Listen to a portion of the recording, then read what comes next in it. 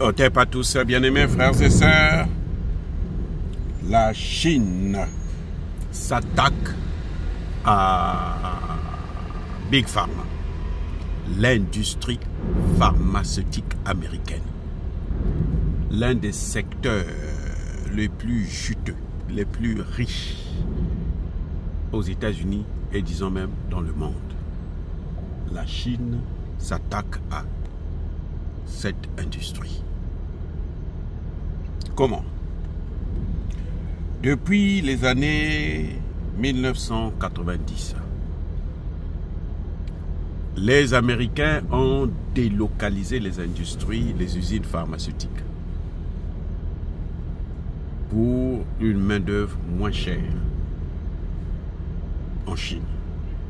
Les médicaments américains viennent pour la plupart de la Chine. Les médicaments qui sont consommés ici aux États-Unis, pour la plupart, c'est de la Chine. C'est la Chine qui fabrique et qui envoie ici. Ou même quand c'est fabriqué ici, il y a un composant chinois. Parce que la Chine contrôle 80% des API.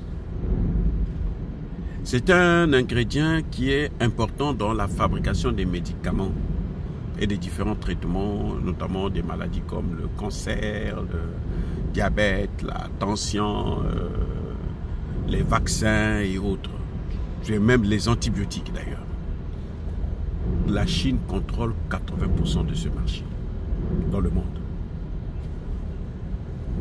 Et aux États-Unis, plus de la moitié des médicaments qui sont consommés aux États-Unis viennent de la Chine. Et la Chine a frappé dans ce domaine-là. Comment la Chine a frappé? En fait, la Chine s'est préparée. Depuis le premier mandat de Trump, où il avait déjà annoncé la guerre contre la Chine, notamment une guerre commerciale, les Chinois se sont dit, nous devrons mettre le paquet dans ce domaine. La Chine a investi des milliards et des milliards dans la recherche et dans la création, la production. Ils ont créé de grosses chaînes d'approvisionnement un peu partout dans le monde. Et quand Trump a déclenché cette guerre contre les taxes, la Chine n'a pas déclaré la guerre contre Big Pharma. Non, elle n'a pas fait.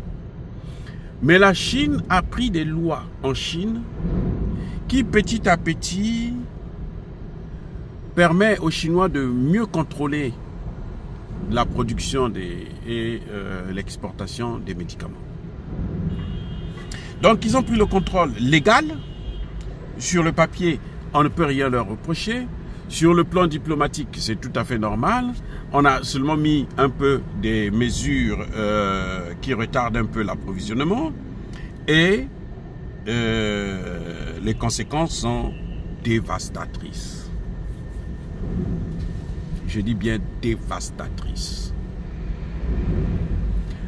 Pendant que les Américains se concentraient pour obtenir de gros profits rapidement, immédiatement et sans vraiment une grande contrepartie, les Chinois étaient petit à petit en train de prendre le contrôle de l'industrie pharmaceutique américaine. Et c'est ce que maintenant ils sont en train de prouver à Donald Trump, qui s'est engagé dans un bras de fer avec la Chine. Donc les exportations, ça devient un problème. Et la Chine, les produits qu'elle envoyait aux États-Unis, vous savez quoi? Ben ça ne chôme pas. Elle envoie ça dans les pays des BRICS. Les amis, ça va dans les pays des BRICS. Et elle développe, elle aide ces pays des BRICS à remonter.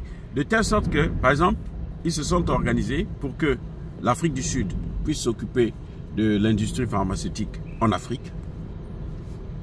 Et les Russes sont en train de développer leurs nouveaux brevets pour sortir des brevets occidentaux. On n'a plus besoin d'exploiter, de fabriquer des médicaments avec les brevets occidentaux. Les Russes sont en train de créer de nouveaux traitements, carrément. Le Brésil est en train de se lancer dans l'industrie et pour envahir le marché occidental. Les États-Unis vont certainement se rabattre vers l'Inde parce que même si les États-Unis veulent mettre le paquet dans la fabrication des médicaments eux-mêmes, ça va être difficile parce que, surtout par exemple dans les domaines comme les antibiotiques, il n'y a aucun qui ne utilise pas un produit qui vient de la Chine. Et l'Inde est en train de monter en puissance. L'Inde, on l'appelait déjà le laboratoire des génériques. Maintenant, c'est fini. La Chine est en train de devenir, passer de usine mondiale à pharmacie mondiale. Elle est en train de contrôler le marché dans le domaine mondial. Donc, même si Donald Trump décide de fabriquer maintenant les médicaments lui-même, déjà, 1, ça va prendre du temps. 2, il faut beaucoup d'argent. 3, ça coûte cher parce que malheureusement, ici aux États-Unis, il y a un problème de pénurie de médecins et des infirmières. Et oui, il ne faut pas l'oublier, il y a un problème de pénurie ici aux États-Unis. Et ça pose un problème.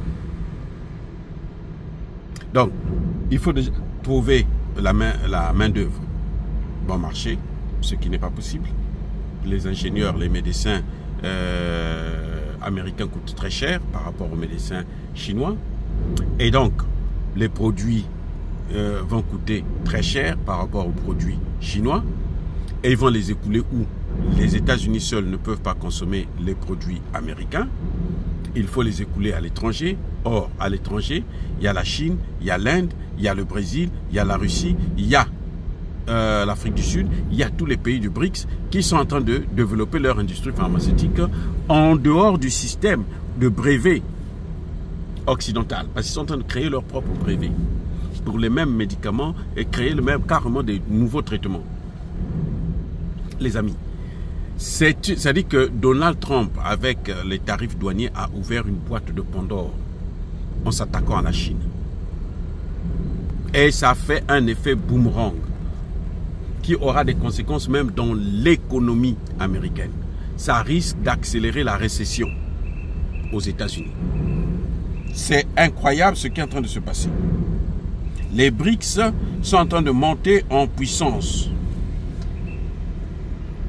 Ici aux États-Unis, il y a déjà des villes où des hôpitaux qui sont en train de rationner les médicaments. Eh oui, il y a déjà certains endroits où les médicaments manquent. Et malheureusement, dans ces conditions-là, ce sera très difficile pour les gens de notre couleur de peau.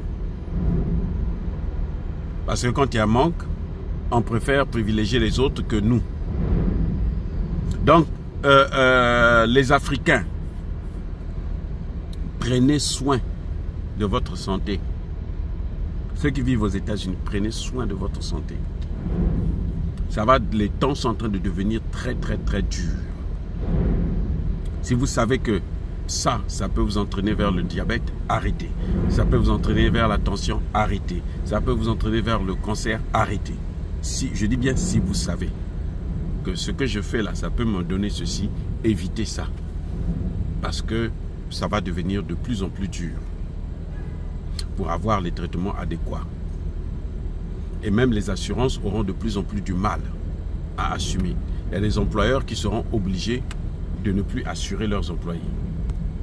Donc les employés devraient se débrouiller entre eux-mêmes pour trouver des moyens de s'approvisionner en médicaments et autres. Les amis, c'est incroyable ce qui est en train de se passer, mais encore une fois de plus, nous vous demandons d'être très vigilants pour ce qui est en train d'arriver. Bon courage, soyez bénis, abondamment bénis par le Dieu des Kémites et par nos ancêtres angélisés. Mais que tous ceux qui persécutent le continent africain, le pillent et le déstabilisent, qu'ils soient noirs, blancs, chinois, arabes, juifs, indiens, ou qu'ils soient punis, maudits, foudroyés, neutralisés, écrasés, effacés par le Dieu des Kémites et par nos ancêtres angélisés. Vive l'Afrique éternelle. J'ai dit et j'assume.